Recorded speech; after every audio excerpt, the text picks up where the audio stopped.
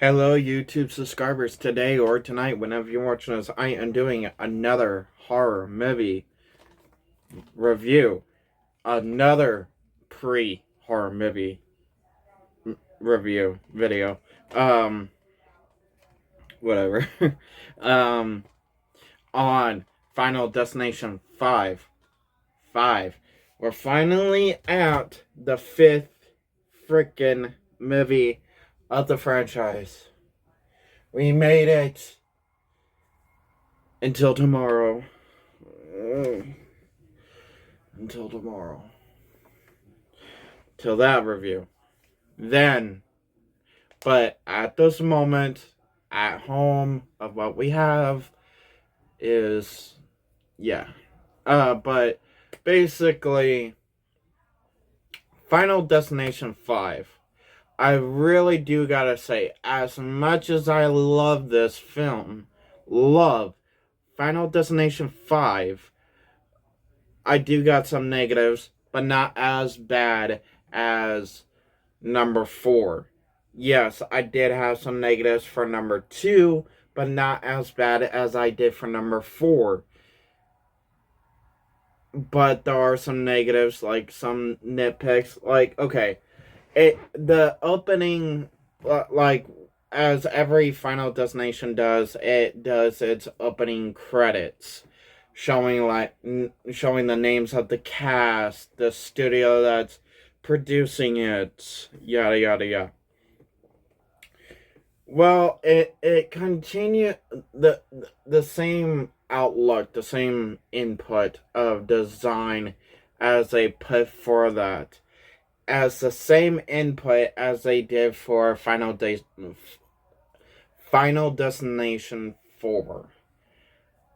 Showing like the past kills from the past movies, like not and basically how we got up to this point, which is great, which for that scene for number 4, I personally feel like it was a great send-off because that was supposed to be the last Final Destination film, including especially how it was so bad. But a few years later, we got number 5, which then it did the same, kind of the same. It showed a few of the accidents that killed most of the characters from the past films leading up to this film. Now, I will say the accident, the what I will say before I talk about Final Destination 5. To me, another thing that I truly felt like that was a bummer for Final Destination 4 was, which I don't know what was going on in Tony Todd's life around that moment, of around that year, of the reason why he couldn't be in Final Destination 4. But if you also look at it, the fourth movie is actually the complete full movie of the first Final Destination that has nothing, no voice, no voice input, a few scenes for Tony Todd to come in, because if we look at the past Final Destination movies of what we got, 1, 2, 3, and 5, basically those 4 films, 1, 2, 3, and 5, Tony Todd always had a moment in those. Like the first movie, he had a few scenes. The second one, he had a few scenes.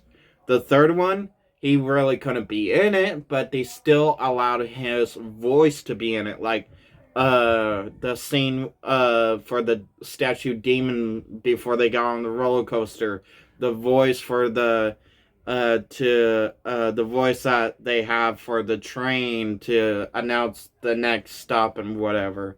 And then number 5, he has a few scenes in number 5, but in Final Destination 4, no Tony Todd, nothing.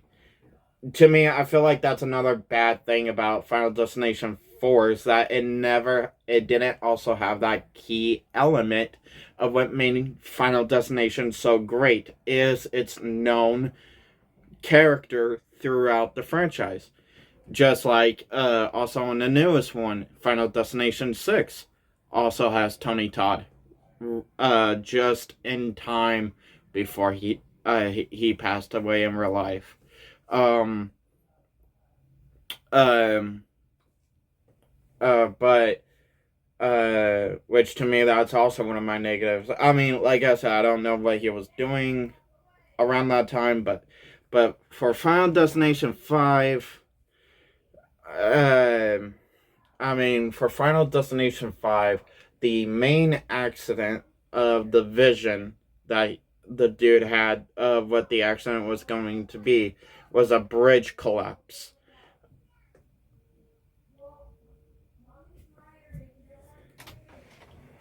Um, cool. Honestly, I did like how this time it was a bridge collapse. Instead of because sometimes bridge accidents can happen. Um, and I, I, and I do like the kills in this one. That it's just when I saw number 5 for the first time, I was shocked how improved, how better it was than number 4, how it actually stepped up its game and actually proved to fans, just like Final Destination 3, to prove to fans the franchise can be good again. Now, does it have some negatives? Yes.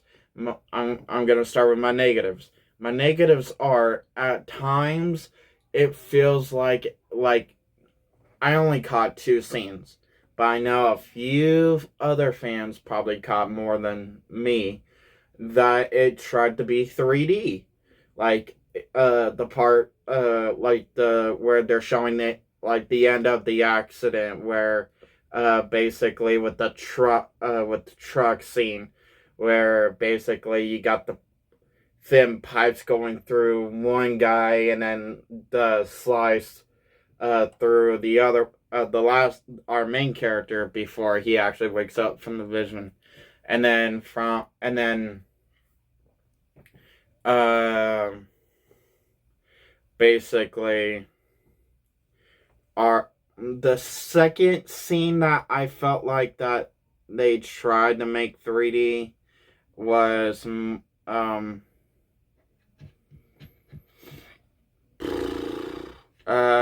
could have been where he stabbed his friend in the back with a big giant sword pitchfork type thing that cooks use, most cooks in restaurants. But so there I feel like that could, but I also felt like there was one more scene that was supposed to feel like 3D, but other than that, the rest of the movie to me was good. I really loved the story plot. Yes, it had the same formula that it did. There was an accident. There's this main group of cast that we follow, and they all die one by one slowly. Big whoop. But the storyline in this one, I really liked. I really liked the cast because you really got to bond with them. Unlike the fourth movie, it gave you time to bond with the main cast that we got. Especially if there's a few people out there, I do gotta say this to get it off my chest. I swear I cannot be the only one. If there's a few people out there that hates Tom Cruise and wants to see Tom Cruise to die in one of his movies, basically Final Destination 5 is your movie. Yes, it is now Tom Cruise, but I can swear one of the main characters looks like a exact copy, like Tom Cruise got plastic surgery to look younger to do this freaking film, and because, like I was going to say, I swear one of the cast members in the fifth Final Destination movie looked just a little bit like a younger Tom Cruise. So if you're one of Tom Cruise haters, watch number five, and you'd be satisfied to see not the exact real, but a copycat of Tom Cruise of being killed in a film. But anyway, um, Uh, but I do like, just like in the first Final Destination movie, Carter, he kind of went a little bit psycho of not being able to fully control when he's able to go, and how death is basically lingering over him as a shadow, just waiting, just counting down the people toward to him. I liked how that actor, as I'm gonna say, baby copycat Tom Cruise from now on, um, mentally, like after he loses his girlfriend, and then drink himself into a bottle, and slowly goes bananas over all the stuff that he's hearing. I like how we build up to the end with him, and how he tries to kill one of our main characters, how he becomes the victim but now becomes the villain that we first root for, but now have to root against, because which we can also sympathize, which I know that can be some of people's negatives about a character, but to me, I feel like it was really good character build up, a really good story, part of the storyline of a victim, because basically that can happen to someone. And um, as our main character kind of kept saying, which is a form of bragging, oh yeah, before the bridge collapsed, I got my girlfriend across. Even though, yeah, at that moment, right when the bridge collapsed, she wasn't really my girlfriend, but in my head, she still was.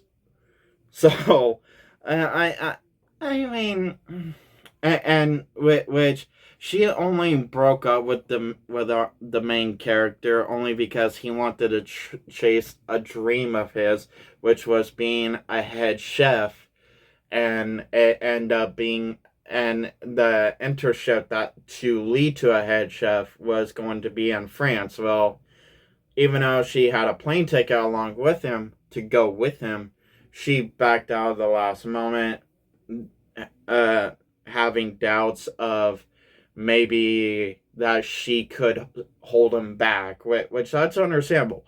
A love interest looking out for their love interest.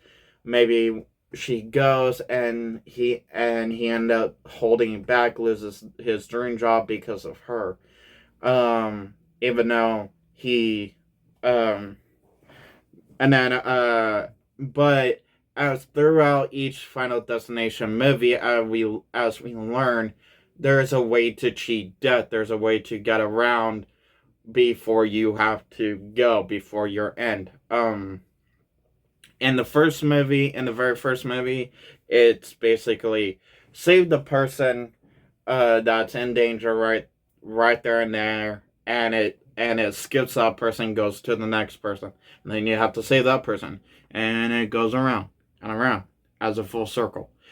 Then in the second movie, it's basically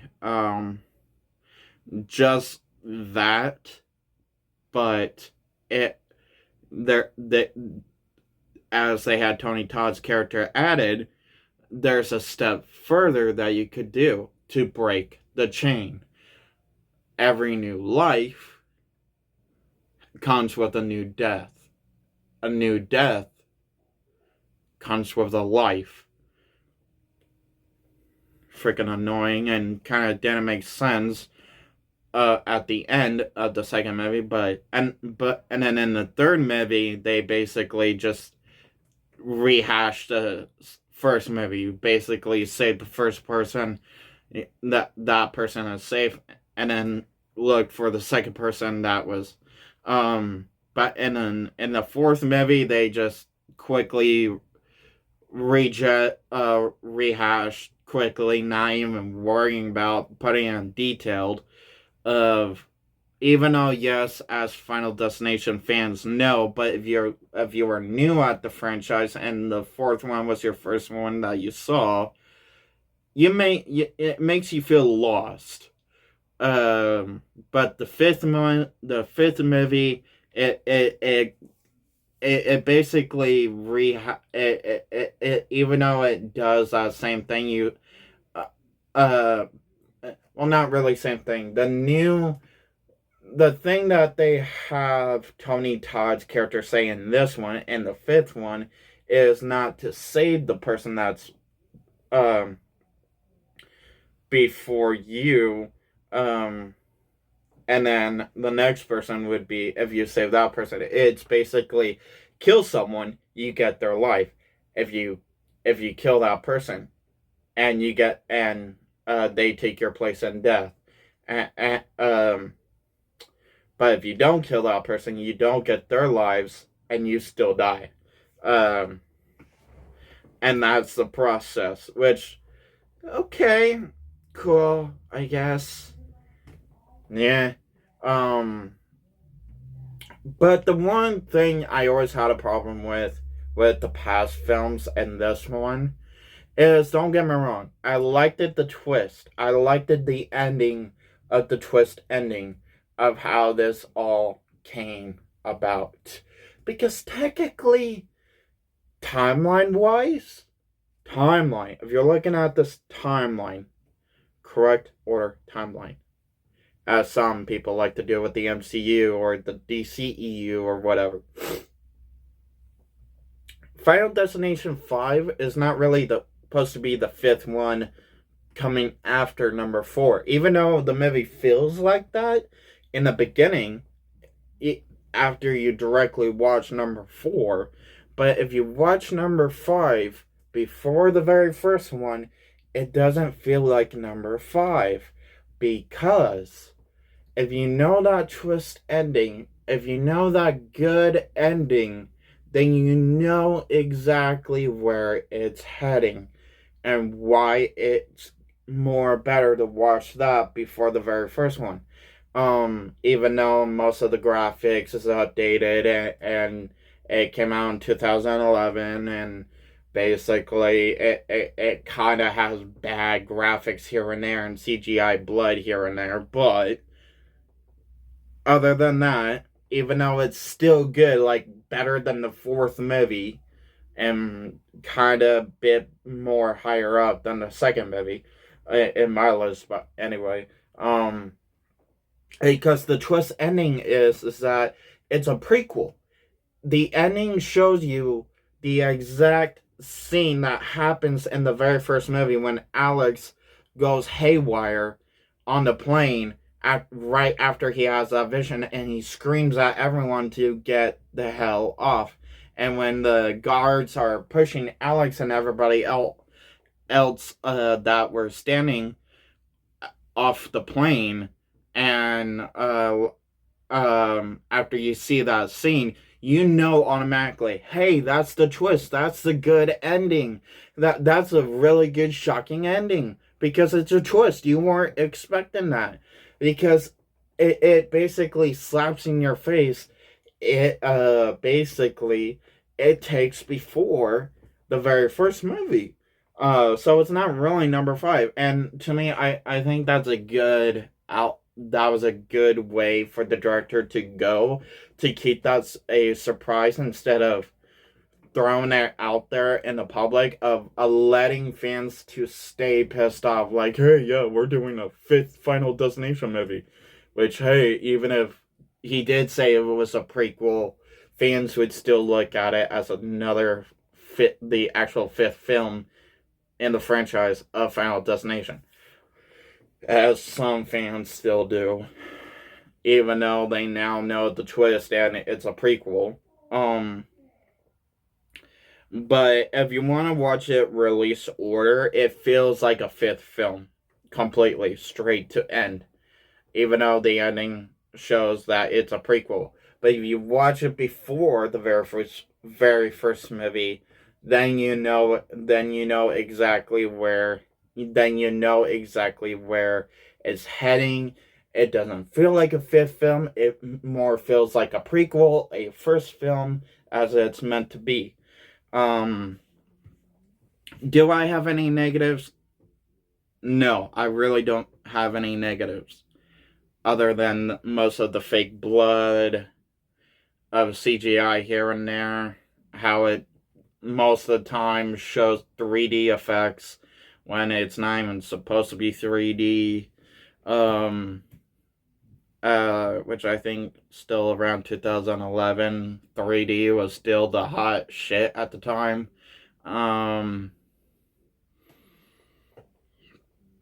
Do I like the storyline? Yes. Do I like some of the effects? Yes. I do like all the kills. My favorite kill in this one, I actually do have a favorite kill. My favorite kill would have to be. Ooh, my favorite kill. Honestly, I'm gonna have to go with the very first kill. Um, and the very first kill is with the gymnast, where she was doing that whole loopy thing with the bar, and once she got some um powder in her eyes, she let go and her back snapped and some of her bones and her legs were even showing once she hit the ground along with her spine.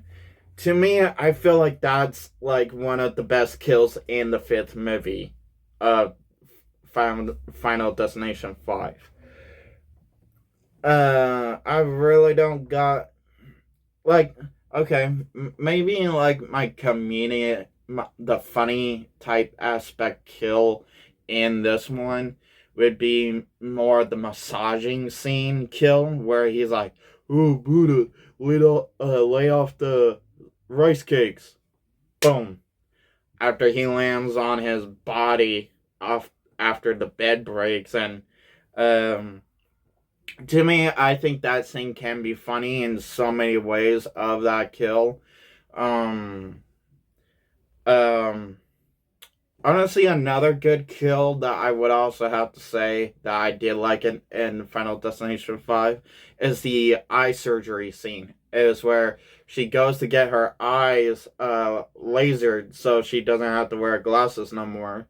And all suddenly the late the laser gets hotter and hotter, like the temperature goes up before she accidentally turns it on. And the laser, after she accidentally turns it on, the laser just goes right through her eye, and then she tries to me, that I feel like that's another good kill on the side of the gymnast kill. Um, but yeah, basically, where would I put this in a ranking of from favorite to least favorite Final Destination list? The first movie will always be the first one on top. The first movie will always be the first one of my favorites of this franchise.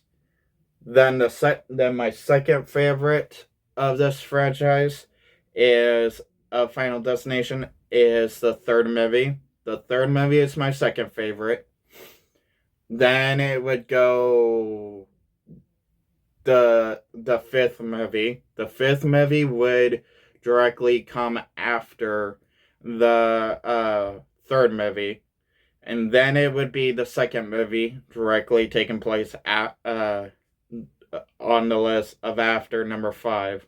And then all the way on the bottom, after first, third, fifth, and second, would be number 4. Now after I go see number 6, we'll see if that list stays where it is or it changes. So, but anyway, drop your comments down below. What did you think of Final Destination 5? What's your favorite Final Destination film, comic? What's your favorite Final Destination kill? Anything about Final Destination, drop it in the comments down below. Please hit that like button if you liked this video. Please hit that dislike button if you didn't like this video, and drop in the comments down below. What did you not like me doing in this video exactly? So I can change it later on in future videos for you to make you guys happy in my future videos. If you haven't hit that subscribe button yet, please hit that subscribe button, because I appreciate all new and old subscribers with open arms, and I would cherish to keep giving you guys more content if you guys do like my content. So, have a nice day, have a nice night whenever you're watching this. Peace.